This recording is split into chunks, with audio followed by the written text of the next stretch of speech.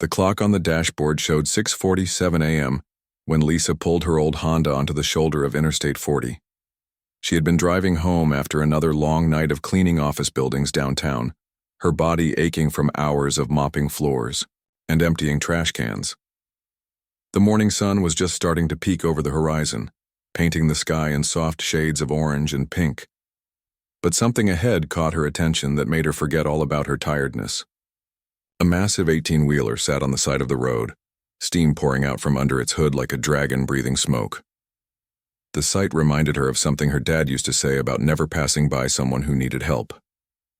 Lisa slowed down and pulled over about 50 feet behind the truck. She sat in her car for a moment, wondering if she should just mind her own business and keep driving.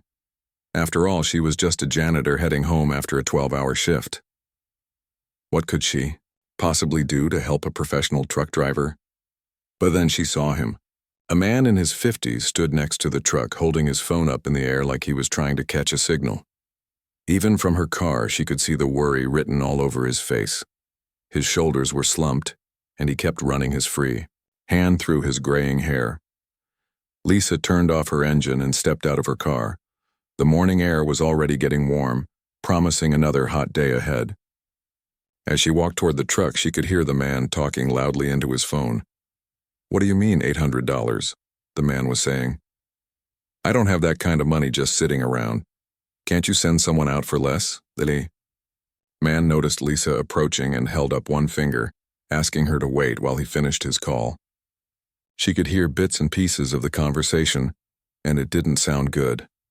"Look, I understand it's emergency service, but I've got bills to pay at home. My daughter's medical expenses are already putting me behind." His voice cracked slightly. "Can't we work something out?" Lisa pretended to look at her phone while she waited, but she was really listening. The man's name was Charlie, and he was clearly in trouble. His truck had broken down, and the repair service wanted more money than he had to fix it. "Fine, forget it," Charlie said into the phone. "I'll figure something else out." He ended the call and leaned against his truck, looking defeated. "Excuse me," Lisa said softly. "Is everything okay?" Charlie looked up at her, taking in her blue janitor's uniform and tired eyes. "Oh, hey there. Thanks for stopping, but I don't think there's much anyone can do. My truck's overheated and I can't afford to get it fixed right now." Lisa walked closer to the truck and noticed the pool of green liquid spreading under the front end. The smell of hot coolant filled the air. "What exactly happened?" "Radiator hose blew out about 10 minutes ago," Charlie explained. "Made a sound like a gunshot, then all this steam started pouring out. The repair guys want $800 just to come out here plus parts and labor. I might as well just abandon the truck at this point." Lisa could see the stress in Charlie's eyes. She knew that look well. It was the same expression her mother used to have when the bills piled up and there wasn't enough money to go around. "Mind if I take a look?" she asked. Charlie raised his eyebrows. "You know about trucks?" "A little bit," Lisa said, which was putting it mildly. The truth was she knew a lot about engines, more than most people would expect from someone who cleaned offices for a living. She walked around to the front of the truck and gestured for Charlie to pop the hood. When he did, a cloud of steam escaped, and Lisa had to step back for a moment to let it clear. Once the steam settled, she could see the problem right away. A thick black radiator hose had split, open along its length, creating a gaping hole that was letting all the coolant leak out. It was exactly the kind of problem her father had taught her to fix years ago. "See this hose here?" Lisa pointed to the damaged part. "It's completely split. That's why your engine was overheating. All your coolant leaked out." Charlie nodded, but he still looked confused. "So what can we do about it? I already told you I can't afford to have it towed and fixed." Lisa was quiet for a moment, thinking. She had some supplies in her car that might help. Her father had always taught her to be prepared for emergencies, and even though she hadn't used her mechanical skills in years, she still carried a basic repair kit. "I might be able to rig up a temporary fix," she said carefully. "It won't be permanent, but it could get you to the next truck stop where you can get it properly repaired." Charlie's eyes widened. "You're serious? You think you can fix this?" "I can try," Lisa said, "but I need to get some things from my car first." As she walked back to her Honda, Lisa's hand instinctively went to her neck, where her father's military dog tags hung on a thin chain. She had worn them every single day for the past 5 years, ever since the Army chaplain had handed them to her at her father's funeral. Staff Sergeant Miguel Rodriguez had been her hero, her teacher, and her best friend all rolled into one. Had taught her everything she knew about fixing things, from changing oil to rebuilding engines. They had spent countless hours together in their garage, working on her first car and later on neighbors' vehicles that needed repair. "Remember, mija," he used to tell her, "a person who knows how to fix things will never be helpless, and someone who uses their skills to help others will never be poor in spirit." Lisa opened her trunk and pulled out a small toolbox and a container of emergency radiator repair fluid. She also grabbed some electrical tape and a few other items that might come in handy. When she got back to the truck, Charlie was pacing back and forth, checking his watch every few seconds. "I've got a delivery in Phoenix that's supposed to be there by tonight," he explained. "If I don't make it, I'll lose the contract. And right now, I can't afford to lose any work." Lisa nodded and set her supplies down next to the truck. "Tell me about your daughter," she said as she examined the damaged hose more closely. "You mentioned medical bills." Charlie's face softened. "She's 16. Been fighting leukemia for the past 2 years. The treatments are working, thank God, but the bills just keep coming. That's why I can't afford to miss this delivery." Lisa felt her heart squeeze. She thought about her own father who had sacrificed so much for his family. He had joined the Army partly to make sure she and her mother had good medical coverage and financial security. "What's her name?" Lisa asked as she began working on the hose. "Rebecca. She's the strongest kid you've ever met. Never complains, even when she's having a rough day with the chemo." Lisa smiled. "She sounds like a fighter." "She is. Takes after her old man, I guess." As Lisa worked, she found herself thinking about all the times her father had helped strangers on the side of the road. He never could drive past someone who needed help, even when they were running late or had their own problems to deal with. "Your daughter's lucky to have a dad who works so hard for her," Lisa said. Charlie was quiet for a moment. "I just want to make sure she has everything she needs. Sometimes I feel like I'm not doing enough." Lisa looked up from her work. "Trust me, just being there and caring as much as you do is more than enough. She knows how much you love her." The repair was going to take some time, but Lisa could already see that it would work. The temporary fix wouldn't last forever, but it would definitely get Charlie to Phoenix and back home to his daughter. Lisa knelt down beside the massive truck engine, her janitor's uniform already stained with grease and coolant. Charlie stood behind her, watching with growing amazement as she worked with the confidence of someone who had done this 100 times before. "Hand me that flashlight from my toolbox," Lisa said, pointing to the small metal container she had brought from her car. "I need to see exactly where this hose connects."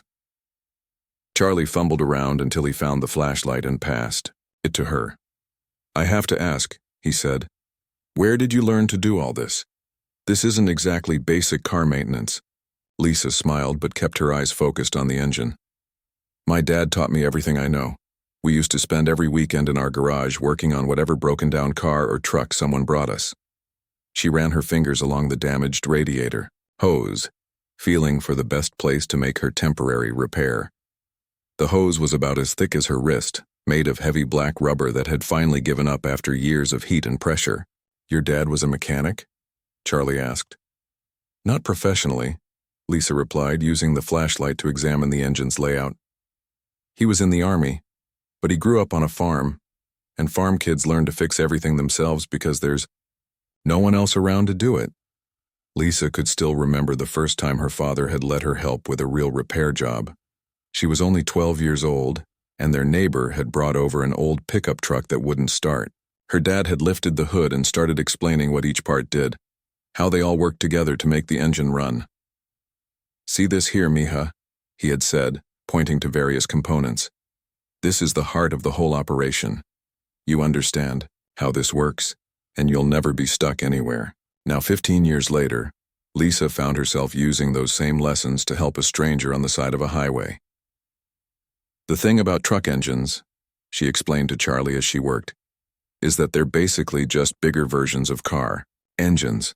Same principles, same parts, just built to handle more weight and stress. Charlie shook his head in disbelief. I've been driving trucks for 20 years, and I barely know which end of a wrench to hold. Here you are, fresh off a night shift cleaning offices, and you're diagnosing my engine like you went to mechanic school. Lisa laughed. Trust me, I never went to any kind of school for this. Everything I know came from spending time with my dad in that garage. She reached into her toolbox and pulled out a tube of radiator repair compound. It wasn't a permanent solution, but it would seal small leaks and cracks long enough to get Charlie back on the road. The trick with a temporary repair like this, Lisa explained, is not to try to make it perfect. You just need it to work long enough to get you somewhere safe. As she began applying the compound to the damaged hose, Charlie noticed the dog tags hanging from her neck. They caught the morning sunlight every time she moved, creating little flashes of silver against her dark blue uniform. Those are military tags, Charlie observed. Lisa's hand automatically went to her neck, touching the thin metal rectangles. They were my dad's. Staff Sergeant Miguel Rodriguez, 3rd Infantry Division. Was he deployed overseas? 3 times. Iraq twice, then Afghanistan. Lisa's voice got quieter. He didn't make it back from the last one. Charlie was silent for a moment, not sure what to say. Finally, he spoke softly. I'm sorry for your loss. Thank you. Lisa continued working on the hose, but Charlie could see that talking about her father was difficult for her. It's been 5 years now, but I still miss him every day. Is that why you keep his dog tags? Lisa nodded. He always said they would bring me luck. And maybe they do. I've never had a day where I couldn't figure out how to fix something that was broken. She finished applying the repair compound and sat back on her heels, wiping sweat from her forehead with the back of her hand. The sun was getting higher in the sky and the temperature was already climbing toward what promised to be a scorching hot day. Now we wait about 10 minutes for this stuff to set, she said. Then we'll add some coolant and see if the repair holds. Charlie looked at his watch nervously.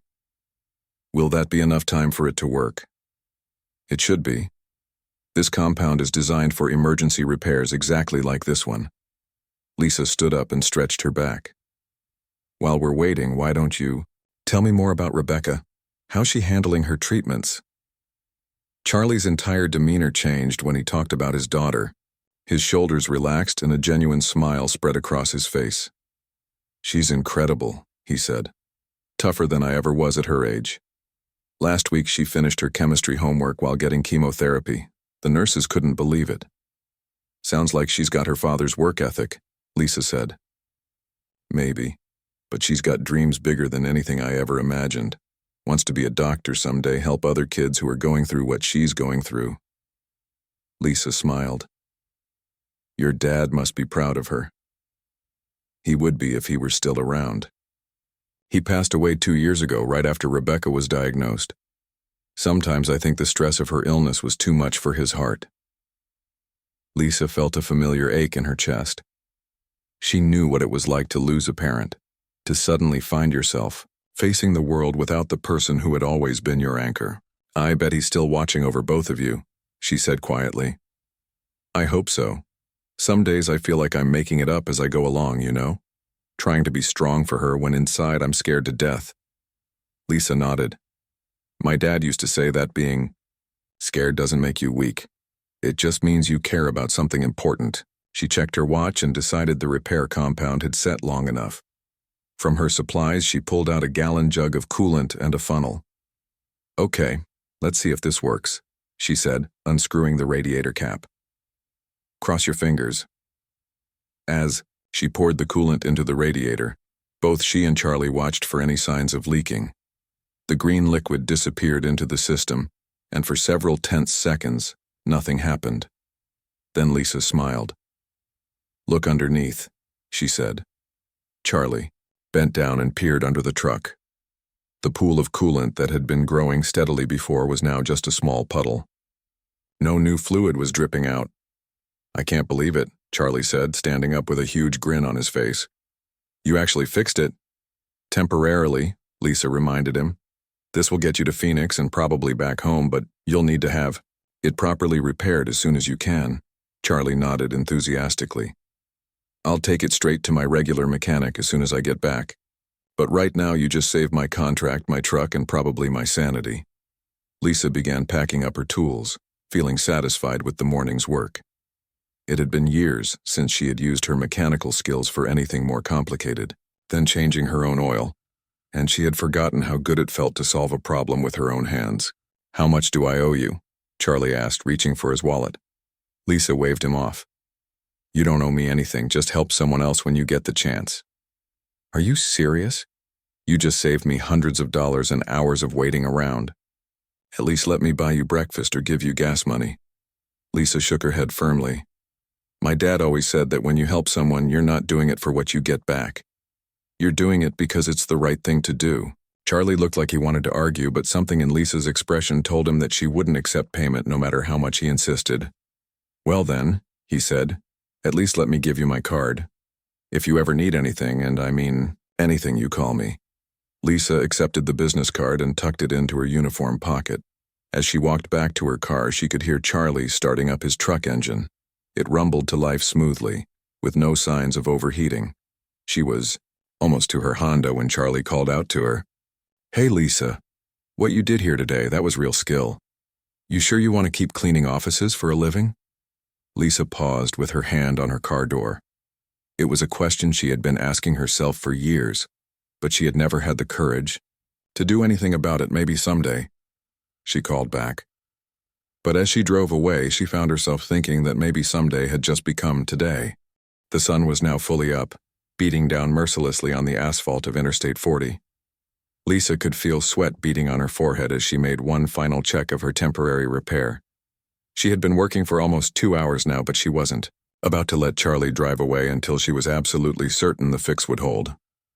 "Let's run the engine for a few more minutes," she told Charlie, who was practically bouncing with excitement at the thought of getting back on the road. "I want to make sure the temperature stays stable before you take off." Charlie nodded and climbed into the driver's seat, firing up the massive diesel engine. The truck rumbled to life with a deep, powerful sound that Lisa had always found oddly comforting. It reminded her of the farm equipment her father had worked on when she was little, back when they used to visit her grandfather's ranch in Texas. As the engine idled, Lisa crawled back under the front of the truck to double-check her work. The concrete was rough against her knees, and she could feel the heat radiating from the engine above her. Her dog tags scraped against the pavement as she positioned herself to get a better look at the repair. "How's it looking down there?" Charlie called from the cab. "Good so far," Lisa replied, running her fingers along the sealed hose one more time. "No new leaks and the compound seems to be holding strong." While she worked, Charlie had turned off the truck's radio, and in the relative quiet, Lisa found herself thinking about the last time she had done a repair this complicated. It had been almost 6 years ago, just a few months before her father deployed to Afghanistan for the final time. Their neighbor, an elderly man named Mr. Peterson, had brought over his old farm truck. The engine had been making terrible noises, and he was convinced it was ready for the scrapyard. Lisa and her father had spent an entire Saturday afternoon taking apart the engine, only to discover that the problem was a simple timing belt that had slipped out of place. "You see, Mija," her father had said as they worked together to reinstall the belt, "sometimes the biggest problems have the simplest solutions. But you have to be willing to get your hands dirty and really look at what's going on." Lisa smiled at the memory as she slid out from under Charlie's truck. Her father had been right about so many things, but especially about the importance of not giving up when something seemed impossible to fix. "All right, let's check the temperature gauge," she said, wiping grease from her hands with an old rag. Charlie pointed to the dashboard, where a needle sat comfortably in the middle of the normal range. "Looks perfect to me. Temperature's right where it should be." Lisa nodded with satisfaction. "Good. Now I need you to promise me something. This repair will get you where you need to go, but it's not permanent. You need to have a real mechanic look at this as soon as you finish your delivery." "I promise," Charlie said solemnly. "My regular guy back home will fix it properly. I just needed to make it through this trip." As Lisa packed up her tools, Charlie kept thanking her over and over again. She could see tears in his eyes, and she realized that this repair meant more to him than just fixing a broken truck. It meant he could keep his promise to his daughter, keep working to pay for her medical treatments, keep being the father she needed him to be. "You know," Charlie said as Lisa closed her toolbox, "I've been driving trucks for 20 years and I've met a lot of people on the road, but I've never met anyone quite like you." Lisa felt her cheeks warm with embarrassment. "I just did what anyone would do." "No, you didn't," Charlie said firmly. "Most people would have driven right past, and even if they had stopped, they wouldn't have known how to help. What you did here today was special." Lisa looked down at her dog tags, thinking about what her father would say if he could see her now. She remembered the stories he used to tell about helping his fellow soldiers when their vehicles broke down in the middle of nowhere. He always said that knowing how to fix things wasn't just about the technical knowledge. It was about being willing to help when help was needed. "My dad used to tell me that skills are only as good as your willingness to use them for others," Lisa said quietly. He believed that if you had the ability to help someone, then you had the responsibility to do it. Charlie nodded thoughtfully. "He sounds like he was a good man." "He was the best," Lisa replied, her voice thick with emotion. "Staff Sergeant Miguel Rodriguez.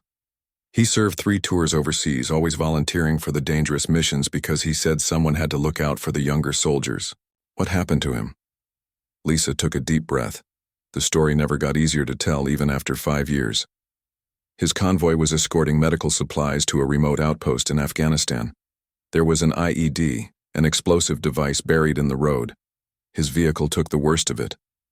Charlie was quiet for a moment, clearly not sure what to say. Finally, he spoke softly. "I'm sorry. That must have been devastating for you and your family." "It was. But you know what kept me going? All the stories I heard at his funeral from people he had helped. Soldiers whose lives he had saved, mechanics he had taught, families he had looked out for. I realized that the best way to honor his memory was to keep doing what he had taught me, to help people when they needed it."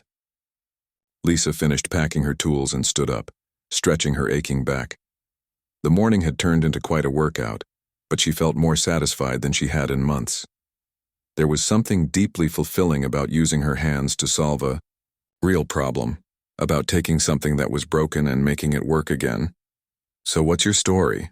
Charlie asked as they prepared to go their separate ways. "How did you end up cleaning offices instead of fixing trucks for a living?" Lisa had been dreading this question, but she knew it would come up eventually. The truth was complicated and painful, wrapped up in fear and self-doubt that she had been carrying around for years. "After Dad died, I kind of lost my way," she admitted. "I was studying mechanical engineering in college, but when he was killed, I just couldn't focus anymore. I dropped out and took the first job I could find that would pay the bills. And you've been cleaning offices ever since. 5 years now. It's honest work, and it pays enough to keep me going, but lately," Lisa trailed off, not sure how to explain the growing restlessness she had been feeling. "Lately, you've been wondering if you're wasting your talents?" Lisa looked at Charlie in surprise. "How did you know?" Charlie smiled. "Because I can see it. In your eyes. The same look my Rebecca gets when she talks about becoming a doctor. You've got skills that most people would kill for, and you're using them to empty trash cans and mop floors." "It's not that simple," Lisa protested. "I don't have a degree. I don't have any official training. Who's going to hire someone like me to work on their vehicles?" "Someone who needs their truck fixed on the side of the highway," Charlie said with a grin. "Someone who cares more about results than paperwork." Lisa shook her head, but she was smiling too. "You make it sound so easy. Maybe it is easier than you think. Have you ever considered starting your own business? Even part-time, just to see how it goes?" The idea wasn't new to Lisa. She had thought about it countless times over the years, usually late at night when she couldn't sleep. But every time she seriously considered it, the doubts would creep in. What if she failed? What if she wasn't as good as she thought? What if her father had just been being nice when he praised her work? "I wouldn't even know where to start," she said. "You start by helping one person at a time," Charlie replied. "Just like you helped me today. Word gets around when someone does good work. Lisa looked at her watch and realized she needed to get home. She had been up all night and exhaustion was starting to catch up with her. But as tired as she was, she felt more energized than she had in years. "I should probably let you get going," she said. "You've got a delivery to make." Charlie nodded and climbed back into his truck. "Lisa, I meant what I said earlier. If you ever need anything, you call me. And I'm serious about the business idea. You've got something special here." As Charlie pulled away, his truck running smoothly and quietly, Lisa stood on the side of the highway and watched him disappear into the distance. For the first time in 5 years, she found herself seriously considering the possibility that maybe, just maybe, it was time to stop playing it safe and start taking some chances. Her father's dog tags felt warm against her chest as she walked back to her car, and she could almost hear his voice encouraging her to be brave, to take the leap, to stop hiding her light under a bushel. Maybe Charlie was right. Maybe it was time to find out what she was really capable of. 20 miles down the road from where Lisa had performed her roadside miracle, State Trooper James Wheeler was having what he thought would be just another routine morning patrol. He had been working the highways for 15 years, and he knew every mile of Interstate 40 like the back of his hand. Most days were predictable. A few speeding tickets, maybe a fender bender, occasionally helping someone with a flat tire. But today felt different somehow. Maybe it was the unusual number of truckers on the road, or the way the morning heat was already making the asphalt shimmer like water. James couldn't put his finger on it, but something in the air told him this wasn't going to be an ordinary day. He was sitting in his patrol car at his favorite speed trap, sipping coffee from his thermos and watching traffic flow by, when he noticed a large semi-truck approaching. The truck was moving at a steady pace, nothing unusual about that. But as it got closer, James noticed the driver seemed to be having trouble staying in his lane. The truck wasn't weaving dangerously, but it was drifting slightly left and right, as if the driver was distracted or maybe getting drowsy. James had seen too many accidents caused by tired truckers to ignore the warning signs. He turned on his lights and pulled out onto the highway, catching up to the truck within a few seconds. The driver noticed him immediately and pulled over to the shoulder without any fuss. James parked behind the truck and walked up to the driver's side window. The man behind the wheel looked to be in his 50s with graying hair and tired eyes. But when he rolled down his window, he was smiling broadly. "Good morning, officer," the driver said cheerfully. "Was I doing something wrong?" James studied the man's face, looking for signs of impairment or fatigue. "I noticed you were having a little trouble staying in your lane back there. Are you feeling okay to drive?" "Oh, that," the driver laughed. "I'm sorry about that. I was just thinking about something that happened earlier and I guess I got a little distracted. I'm fine to drive, I promise." James nodded but decided to run through his standard safety check anyway. "Can I see your license and logbook, please?" The driver handed over his documents without hesitation. His name was Charlie Morrison, and according to his logbook, he was hauling a load from Oklahoma to Phoenix. Everything looked to be in order. "What's got you so distracted?" James asked, handing back the paperwork. Charlie's whole face lit up. "You're not going to believe this, but I had my truck break down about 20 miles back. Radiator hose blew out, and I thought I was going to be stuck there all day. But this young woman stopped and fixed it for me. Can you believe that?" James raised his eyebrows. "Someone actually stopped to help you fix your truck?" "Not just stopped," Charlie said excitedly. "This girl knew exactly what she was doing. Crawled right under the truck, diagnosed the problem, and rigged up a temporary repair that's working perfectly. Saved me hundreds of dollars and probably my whole contract." James had heard stories like this before, but they were rare. Most people these days drove right past someone in trouble, too busy or too scared to get involved. That's pretty unusual. What did this Good Samaritan look like? She was young, maybe late 20s, wearing a janitor's uniform. Said she was heading home from work. Charlie paused, thinking. Oh, and she was wearing military dog tags. I remember them catching the light while she worked. James felt a small chill run down his spine. Military dog tags weren't uncommon, but something about Charlie's description was triggering a memory he couldn't quite place. "Did you happen to catch her name?" James asked, trying to sound casual. "Lisa something," Charlie replied. She mentioned her father was in the army. Staff Sergeant Rodriguez, I think she said. Poor kid lost him in Afghanistan a few years back. The moment Charlie said the name Rodriguez, James felt like he had been punched in the stomach. The coffee mug in his hand suddenly felt too heavy and he had to set it down on the truck's running board to keep from dropping it. Rodriguez? James repeated, his voice barely above a whisper. Yeah, that's right. Staff Sergeant Miguel Rodriguez. She said he served 3 tours overseas. Charlie noticed the strange look on James's face. Officer, are you okay? You look like you've seen a ghost. James wasn't okay. He was very far from okay. His hands were shaking, and he could feel his heart pounding in his chest. Miguel Rodriguez. How many times had he tried to forget that name? How many nights had he lain awake thinking about what he could have done differently? Can you describe this woman again? James asked, his voice tight. With emotion, Charlie looked concerned now. She was small, maybe 5'4", with dark hair pulled back in a ponytail. Hispanic, I think. Really knew her way around an engine. Why? Do you know her? James didn't answer immediately. He was lost in a memory from 5 years ago, in a dusty convoy on a road outside Kabul. The memory of Miguel Rodriguez laughing at something one of the younger soldiers had said. The memory of Miguel showing everyone pictures of his daughter, a pretty girl with dark hair who was studying to be an engineer. Officer? Charlie's voice seemed to come from very far away.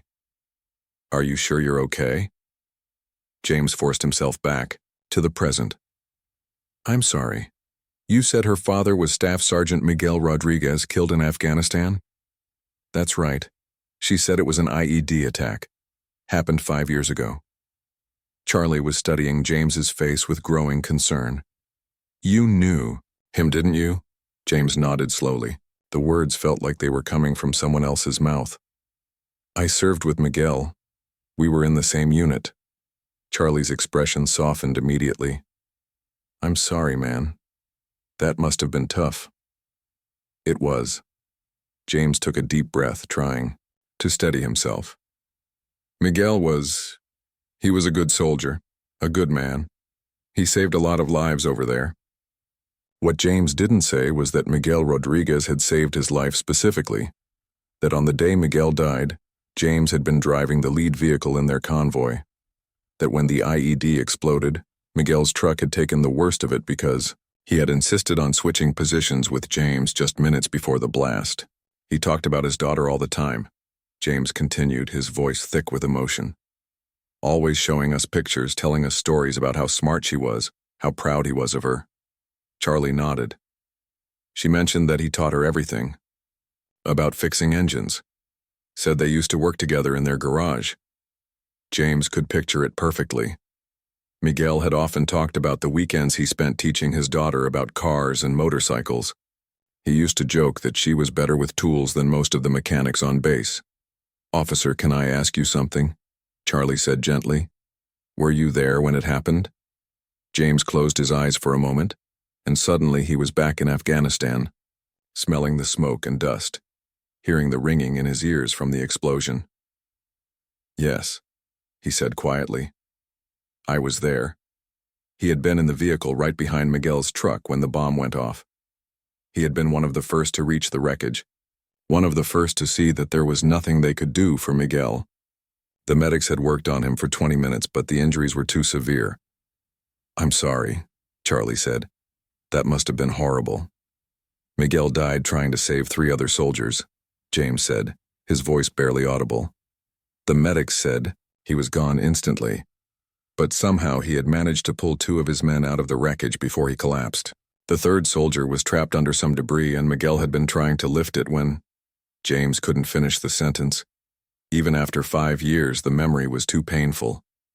Sounds like he was a hero, Charlie said softly. He was. But I should have been the one in that truck. We had switched positions just before the convoy left base. If I hadn't asked him to trade places with me, James shook his head. I've been carrying that guilt for 5 years. Charlie was quiet for a long moment. You know what I think Miguel would say if he could hear you right now? James looked up at him. I think he'd tell you that you can't change. what happened, but you can honor his memory by living your life in a way that makes his sacrifice meaningful. James felt tears stinging his eyes.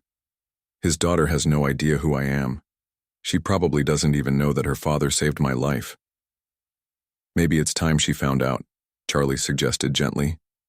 James looked down at his hands, still trembling slightly.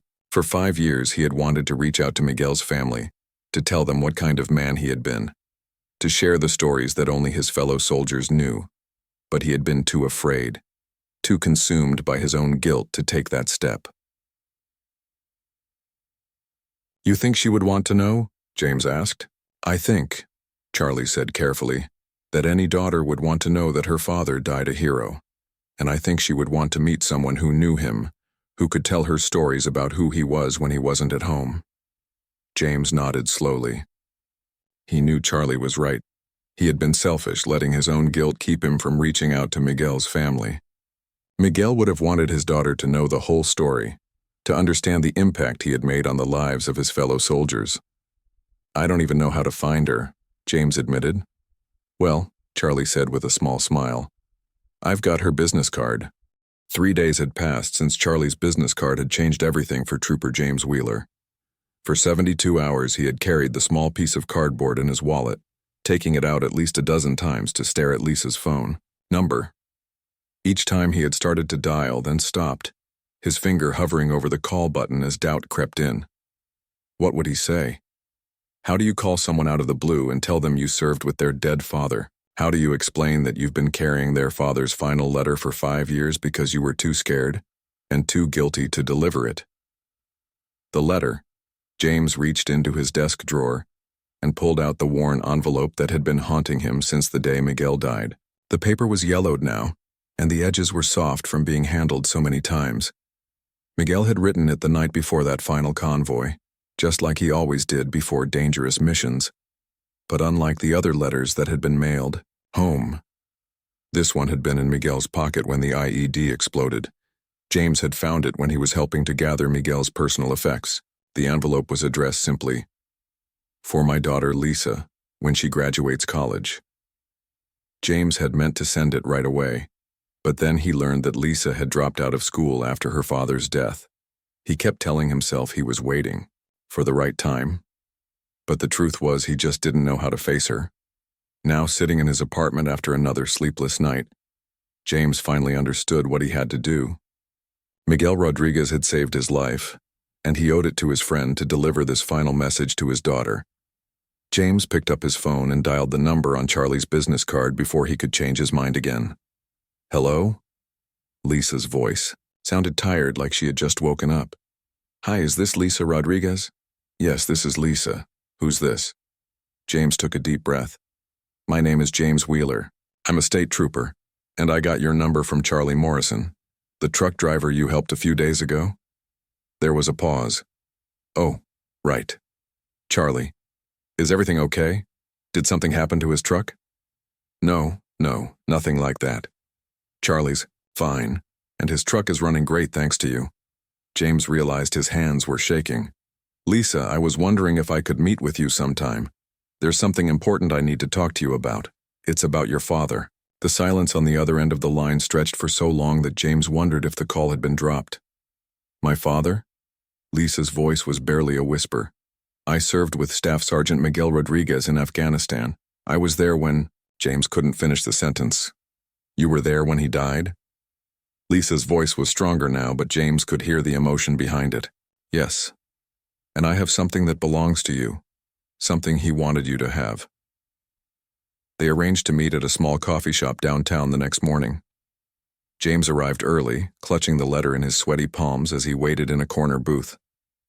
When Lisa walked through the door, he recognized her immediately from the description Charlie had given him, and from the photos Miguel used to show around the base. She was small and pretty, with her father's dark eyes and determined expression. She was wearing jeans and a simple t-shirt, and James could see Miguel's dog tags glinting at her throat. Officer Wheeler? She asked as she approached his table. Just James, please. He stood up and shook her hand. Thank you for agreeing to meet with me. I know this must seem strange. Lisa sat down across from him, her eyes never leaving his face. You really knew my dad? I did. We served together for 8 months. Your father was... James paused, searching for the right words. He was the best man I ever knew. Lisa's eyes filled with tears, but she didn't look away. Tell me about him. I mean, tell me what he was like over there. At home, he was just dad, you know? I never really got to see the soldier side of him. James spent the next hour sharing stories about Miguel.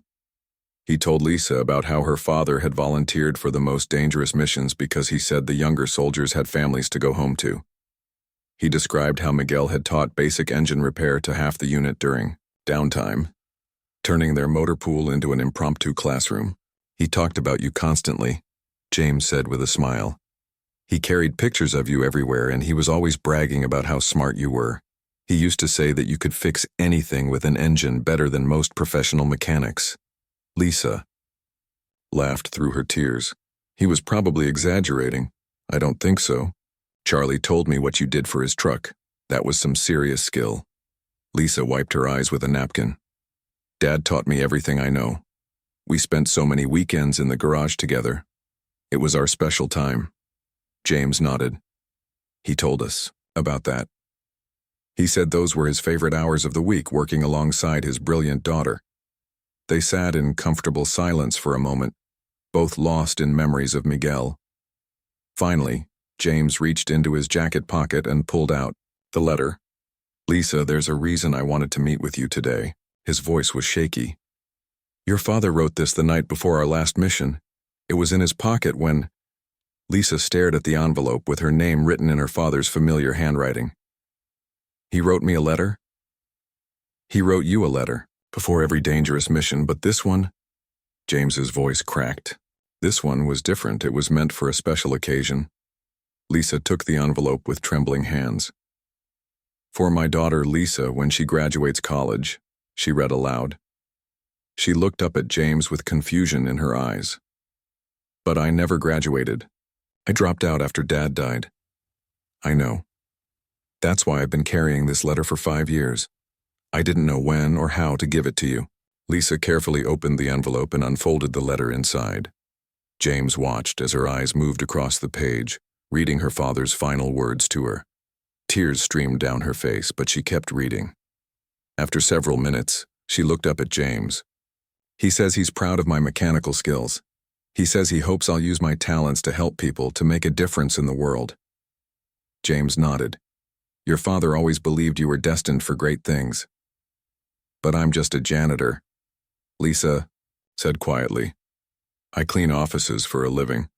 I'm not making any difference in anyone's world. That's not true, James said firmly. You made a huge difference in Charlie's world, and I bet that's not the first time you've helped someone with your skills. Lisa was quiet for a moment, thinking. There have been a few times. Neighbors who needed help with their cars, friends whose motorcycles broke down. But that's just helping people. That's not a career. Why can't it be both? James asked. Your father writes in that letter that he hopes you'll find the courage to follow your dreams, even when they seem impossible. Lisa read the letter again, more slowly, this time. He says he's been saving money for me to finish college or start my own business. He says there's a savings account I don't know about. James smiled. Miguel was always thinking ahead, always planning for your future. I had no idea. Lisa folded the letter carefully and held it against her chest. All this time, I thought, I was disappointing him by dropping out of school. Your father could never be disappointed in you, James said gently. He loved you more than anything in the world.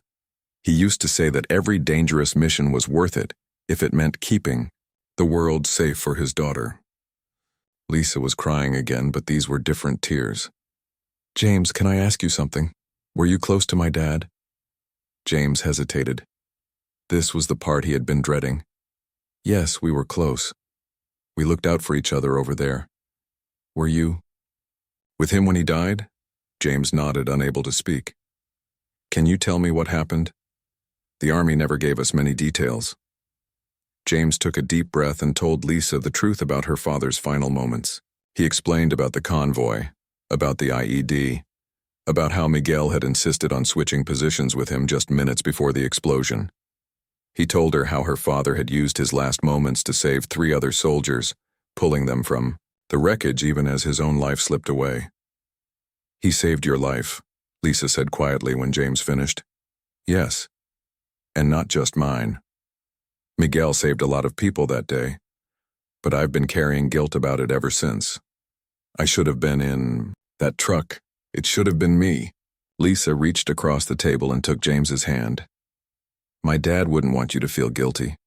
He made a choice to save people. That's who he was." James felt a weight lifting from his shoulders that he had been carrying for 5 years. "Thank you," he whispered. They sat together for another hour, sharing more stories about Miguel. James told Lisa about her father's sense of humor, his loyalty to his fellow soldiers, and his unwavering optimism even in the darkest moments. Lisa shared memories of growing up with her dad, of all the lessons he had taught her both in the garage and in life. When they finally said goodbye, Lisa hugged James tightly. "Thank you for bringing me this letter, and thank you for being my dad's friend when he needed one.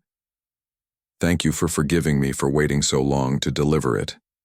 As James walked back to his patrol car, he felt lighter than he had in years. Miguel's final mission was complete. His daughter had received his last message, and she finally understood the full scope of her father's heroism. But more importantly, James could see in Lisa's eyes that her father's words had planted a seed. The letter had reminded her of who she was meant to be, of the dreams she had set aside in her grief.